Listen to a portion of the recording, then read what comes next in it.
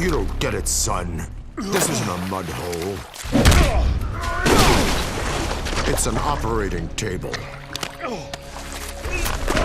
And I'm the surgeon. I've previously done a video on the times that Batman has humiliated his arch-nemesis, the Joker, links to which are in this video's description. But this video is going to focus on the times that Batman has humiliated and embarrassed other villains from his rogues gallery, and a few from the wider DC universe as well. The Riddler. Now in Arkham City, Riddler has upped his riddles from the first game. Instead of just collecting trophies and solving riddles, you now have to solve them in order to rescue hostages that Riddler has placed in elaborate death traps. Now this all culminates in an insane trap where the hostages are led around on a sort of mini train track with bombs on them. And if they stop moving, then the bombs will explode and kill them. Now Batman of course manages to free the hostages and to take Riddler down. And he could have just left him tied up and gone on with his day, but instead he decides to give the Riddler a taste of his own medicine. This cannot be happening. Do you really expect me to fall for this dark night? I know you won't kill me.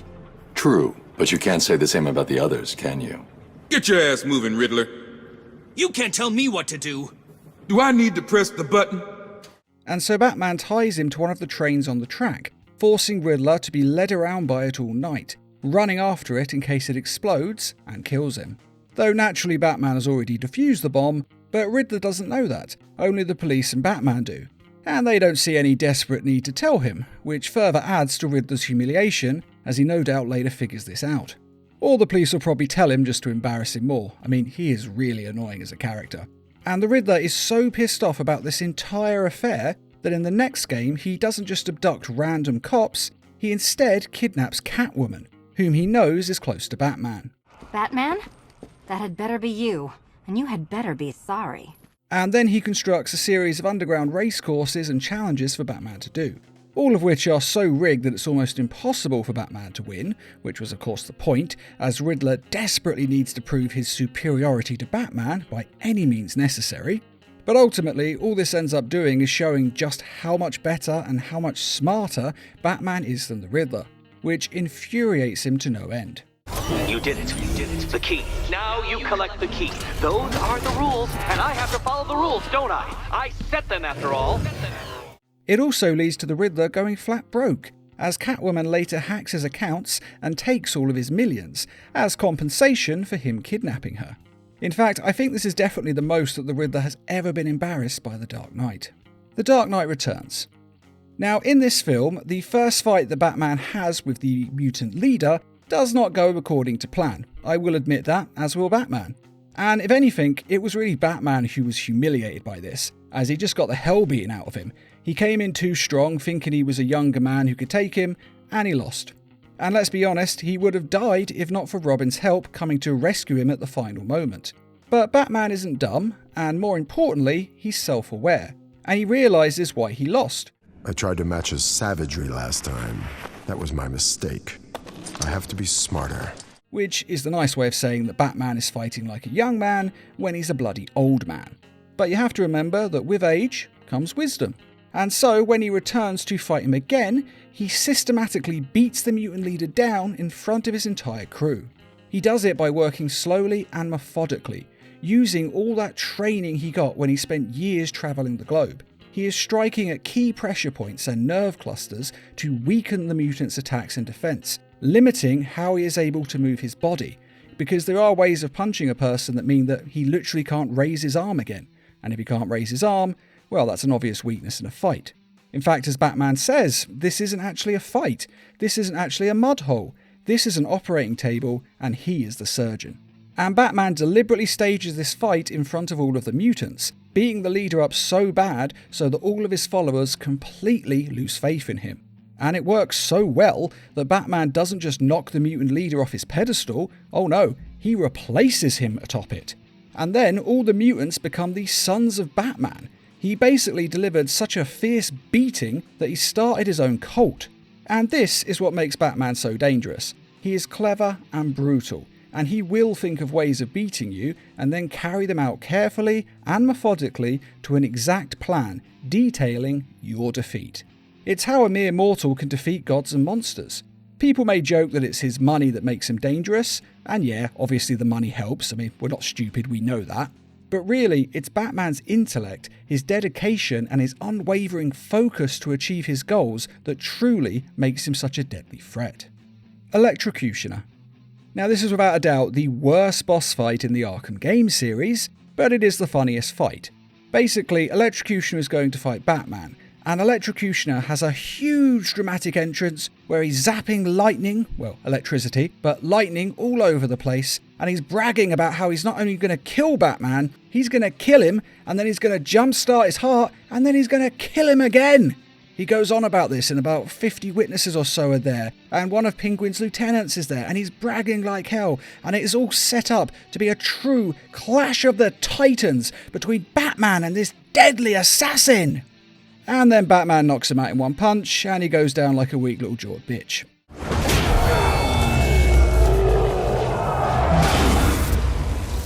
It's a funny moment, to be fair, but a very disappointing fight. I mean, there are some other very good fights in this game, so, it balances, but still, it was a little disappointing.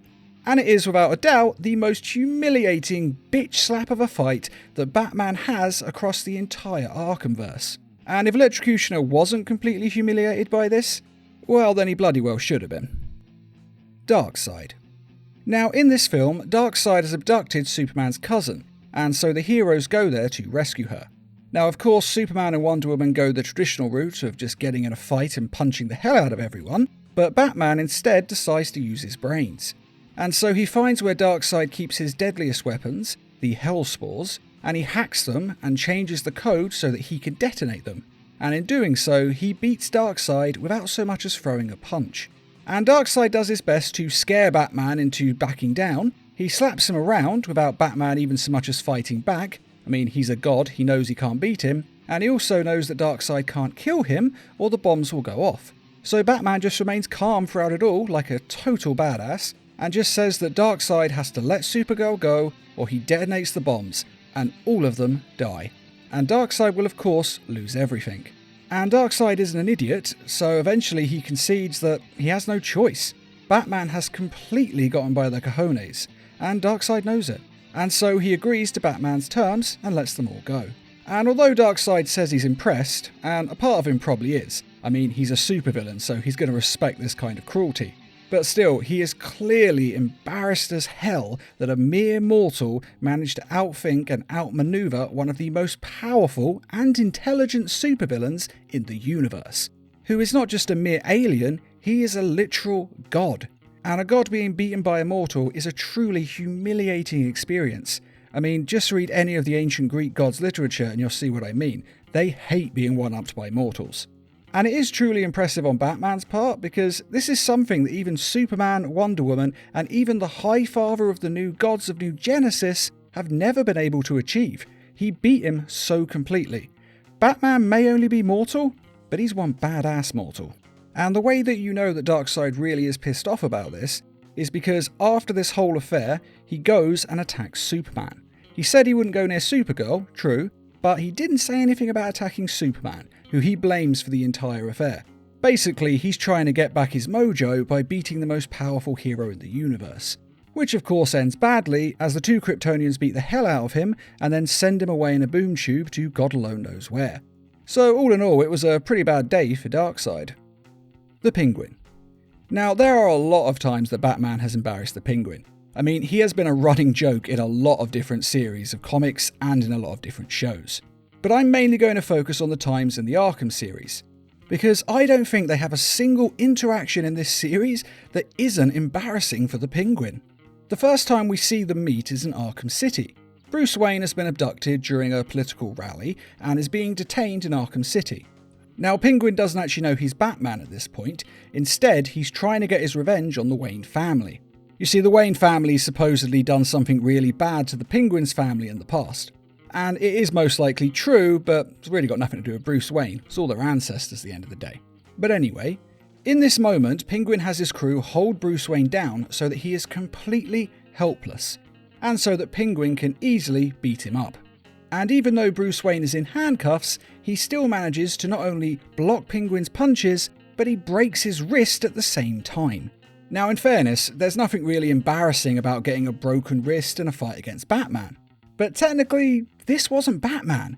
It was just a spoiled rich kid who was chained up and being held down, and still the Penguin got his bones broken? I mean, it doesn't get more pathetic than that now, does it? And all of his crew know about this. This is actually probably the most embarrassing moment, because with the rest of the moments, at least it's Batman doing it. But having Bruce Wayne do it, whose image is just a spoiled rich kid, well, that is truly humiliating. And Bruce Wayne then busts out of his cuffs and beats up Penguin's crew. And you can actually leave at this point and carry on with the game, or you can go over to where Penguin is cowering in the garbage and knock him out. Which, let's be honest, most of us do. And the reason he's cowering over there and not fighting is because he matters so little. He really is that pathetic. And the next time they meet, Penguin has an army, hostages, Titan Formula super strength roided out monsters, and Mr. Freeze's ice gun. And yet still, Batman knocks him down with ease, even beating the undead Grundy to beat information out of the Penguin, and then lets Mr. Freeze smack him about after this. Well, look who it is, Mr. And finally, he locks him in one of his own prison chambers. I mean, the only good part is that at least Bruce is dressed as Batman now and is no longer in his spoilt rich kid alter ego. But the humiliation doesn't end there.